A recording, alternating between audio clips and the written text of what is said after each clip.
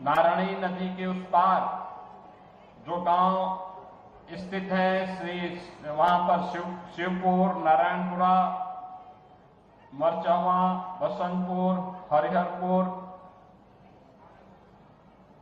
अन्य प्रभावित गांवों के सभी हमारे नागरिकगण,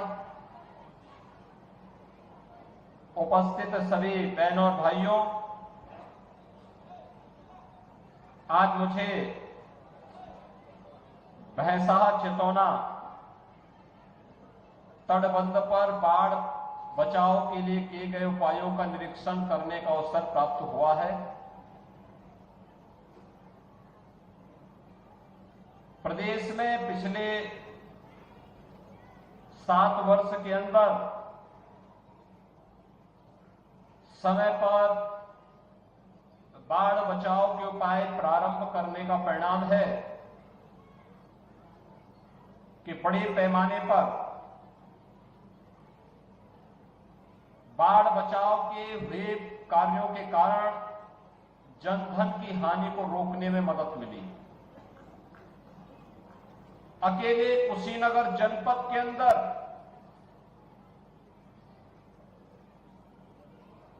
नारायणी और गंडक नदी, अन्य सहायक नदियों पर भी बाढ़ बचाव के जो उपाय हुए हैं, इन पर लगभग 600 करोड़ रुपए खर्च करके पिछले 7 वर्ष के अंदर बाढ़ बचाव के प्रभावी उपाय किए गए, जिससे न केवल हजारों हेक्टेयर भूमि को बाढ़ से बचाव करने में मदद मिली, अपितु 3 लाख से अधिक आबादी को बाढ़ से बचाने में भी मदद मिली। और आज इसी का परिणाम है कि न केवल हम लोग यहां पर सुरक्षित हैं, निश्चिंत हैं, बल्कि प्रदेश के अन्य जनपदों में भी इस पर कार्य हुआ है। आप देखते होंगे, ये तो पहाड़ की एकदम तलहटी है, नदी का करंट बहुत तेज है, तब भी यहां पर बाढ़ बचाव से काफी राहत होती है। याद करिए, आज से 7 वर्ष पहले यहां पर भैंसाहा छितौनी तटबंध को लेकर के, नारायणी नदी में बाढ़ बचाव के कार्यों को लेकर के सिंचाई विभाग के जो अभियंता कार्य करते थे, उनकी निर्मम हत्या होती थी, माफिया हावी थे। जंगल पार्टी के कारण इस पूरे क्षेत्र में भय और दहशत का माहौल होता था। सूर्यास्त के बाद लोग इधर से आना जाना बंद कर देते थे। आज आतंक समाप्त, अराजकता समाप्त, गुंडागिर्दी समाप्त, बाढ़ बचाव के लिए किए गए उपायों का परिणाम है बाढ़ में लोगों को राहत मिल रही है। और कुशीनगर जनपद तो इसलिए भी आवश्यक था कि महात्मा बुद्ध की महापरिनिर्वाण स्थली होने के साथ साथ दुनिया शांति, मैत्री और करुणा की इस पावन भूमि के रूप में कुशीनगर को देखती है।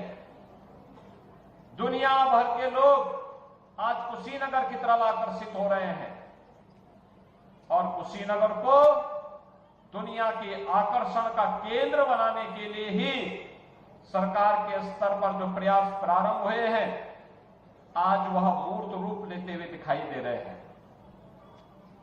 आज कुशीनगर में याद करिए, आज से 7 वर्ष पहले नौ की बीमारी से, इंसेफ्लाइटिस और मस्तिष्क ज्वर से सबसे अधिक बच्चे प्रभावित होते थे, पीड़ित होते थे।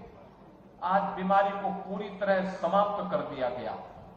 अब तो कुशीनगर में कुशीनगर वासियों का अपना मेडिकल कॉलेज भी हो गया है, तो मेडिकल कॉलेज के लिए भी मैं आपको बधाई देता हूं। कृषि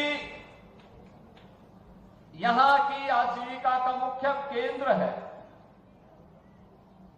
यहां की आजीविका का मुख्य आवश्यकता है और इसीलिए कृषि की आधुनिक तकनीक यहां के लोगों को मिल सके, शोध और विकास की नई संभावनाओं को आगे बढ़ा सके, इसके लिए हमने प्रदेश का एक नया कृषि विश्वविद्यालय कुशीनगर जनपद को उपलब्ध करवाया है और उसका शिलान्यास होकर के कार्य प्रारंभ होने जा रहा है।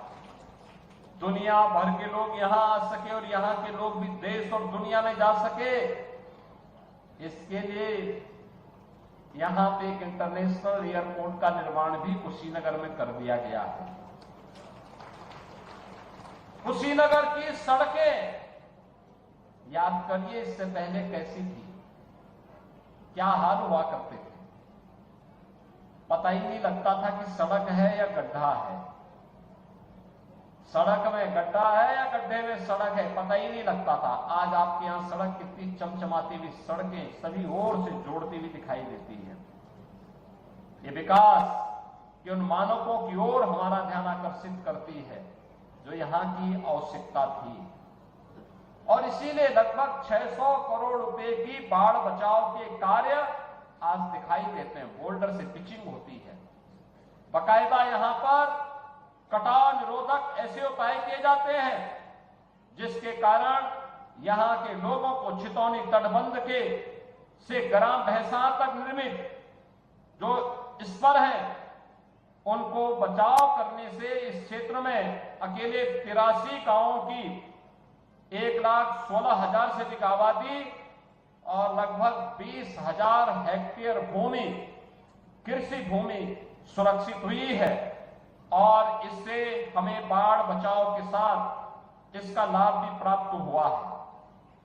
यहां पर आपने देखा होगा अभी 7 से 9 जुलाई के बीच जब नेपाल में भारी बरसात हुई थी, अकेले गंडक नदी में नारायणी में लगभग 4.5 लाख क्यूसिक वाटर यानी सामान्य दिनों में जो पानी इस नदी में रहता है उसकी मात्रा होती है 15 से 12 से लेके 20,000 क्यूसिक वाटर में, लेकिन 7 से 9 जुलाई के बीच जो पानी यहां से प्रभावित हुआ है उसकी मात्रा थी 4.5 लाख क्यूसिक वाटर और तब भी तटबंध सुरक्षित हैं। ये चीजें दिखाती हैं कि कार्य सही हुआ है, सार्थक हुआ है, उसका लाभ प्राप्त हुआ है। 83 गांवों की लाखों की आबादी उससे लाभान्वित हुई है और इसीलिए जो उस पार के गांव हैं जिन गांवों के बारे में यहां के सांसद जी ने भी और यहां के विधायक जी ने भी चिंता व्यक्त की है कि नारायणी नदी में एक पक्का पुल बनना चाहिए जिससे शिवपुर, नारायणपुरा, मरचवा, बसंतपुर, हरिहरपुर और महाराजगंज के भी 5-7 गांव सोही बरवा के वहां पड़ते हैं। इन सभी गांवों को लेकर के अगर हम देखेंगे तो लगभग 1 दर्जन बड़े गांव लगभग 15 से 20,000 की आबादी वहां निवास करती है। उन लोगों के लिए आवागमन के लिए मैं यहां के प्रशासन से भी कहूंगा, मंडलायुक्त है वह भी इस बात को देखेंगे। एक बार पीएम गति शक्ति के माध्यम से इस बात को देखें कि कौन सा लोकेशन सही हो जहां पर ब्रिज अच्छा बने, सुरक्षित बने और लोगों के आवागमन को भी सुरक्षित कर सके। एक पक्का पुल का निर्माण आने जाने वाले लोगों के लिए वहां पर करवाने की तैयारी हमारी प्रारंभ होनी चाहिए। सर्वे के कार्य अभी से प्रारंभ हो जाए, बरसात समाप्त होने के बाद पानी जैसे कम हो कार्य प्रारंभ हो जाए, इसकी तैयारी हमें अभी से प्रारंभ करनी चाहिए। बाढ़ बचाव के प्रभावी उपाय को आगे बढ़ाने का कार्य हमें करना चाहिए और छितौनी भैंसा तटबंध के पिच के कार्य को भी प्राथमिकता के आधार पर सिंचाई विभाग के लोग आगे बढ़ा करके इस पूरे क्षेत्र को बाढ़ बचाव की एक स्थायी समस्या का समाधान और आवागमन के लिए लोगों के लिए सुविधा हो सके, ये हम प्रावधान कर सके। बहनों और भाइयों, सरकार संकट के समय आपके साथ है, आपके सुख में आपके साथ सुखी होना चाहती है, लेकिन आपको कहीं दुख न उठाना पड़े, सरकार इसके लिए समय से अपना उपाय प्रारंभ करती है। लेकिन फिर भी अगर कहीं से कोई ऐसी आपदा आती है, उस आपदा से निपटने के लिए भी सरकार प्रभावी उपाय करती है। और आज उसी उपाय के क्रम में मैं आपके बीच में यहां पर जल शक्ति मंत्री, यहां के माननीय सांसद, यहां के सभी माननीय विधायकों के साथ आज फिर मैं आपके बीच यहां पर उपस्थित हुआ हूं। आज के इस अवसर पर मैं आप सबको इस बारे में आश्वस्त करता हूं कि डबल इंजन की जो सरकार है, मोदी जी के नेतृत्व में पूरे देश के अंदर जो कार्य हो रहे हैं, इन कार्यों को आज गरीबों को लाभ प्राप्त हो रहा है। याद करिए, ये जनपद मुसहर जाति से जुड़े हुए लोगों का एक बड़ी आबादी यहां रहती थी, आवास नहीं थे, राशन कार्ड नहीं थे। हमने उनको जमीन का पट्टा भी दिया, आवास भी दिया और राशन कार्ड भी उपलब्ध करवाने के साथ साथ आयुष्मान भारत के कार्ड भी उन्हें उपलब्ध करवाने की कार्रवाई को आगे बढ़ाया। और भी अन्य कार्य, विकास के जो कार्य होने, सड़क के साथ साथ बिजली देने का कार्य या अन्य जो भी उपाय हो सकते हैं, वृद्धावस्था पेंशन, दिव्यांगजन पेंशन, निराश्रित महिला पेंशन, ये सभी कार्य प्राथमिकता के आधार पर आगे बढ़ाने के हुए हैं। और मैं आज के इस अवसर पर आपको इस बात के लिए आश्वस्त करूंगा, आने वाले समय में कहीं कोई परेशानी न हो, इसके लिए हम लोग आपकी समस्या के समाधान के लिए, जनपद के विकास के लिए, गांव, गरीब, किसान और नौजवान के साथ ये डबल इंजन की सरकार खड़ी होकर के आपके हितों का समर्थन करेगी। आज के इस अवसर पर मैं आप सबको एक बार फिर से बाढ़ से पीड़ित लोगों के प्रति अपनी संवेदना व्यक्त करता हूं, उन्हें आश्वस्त करता हूं, सरकार आपके साथ खड़ी है। हमारे सांसद, हमारे विधायक, हमारा प्रशासन, सिंचाई विभाग के लोग आपके साथ खड़े होकर के आपको हर संभव मदद करेंगे और जिस भी प्रकार के सहयोग की आवश्यकता होगी आपको सरकार की पूरी मदद मिलेगी। आपके प्रति मेरी पूरी संवेदना है। आपको हर संभव सहयोग के लिए, आपकी सुरक्षा के लिए, आपकी सहायता के लिए 24 घंटे प्रशासन और शासन तैयार रहेगा। इस विश्वास के साथ आप सबके प्रति मैं अपनी शुभकामनाएं देता हूं। धन्यवाद। जय हिंद।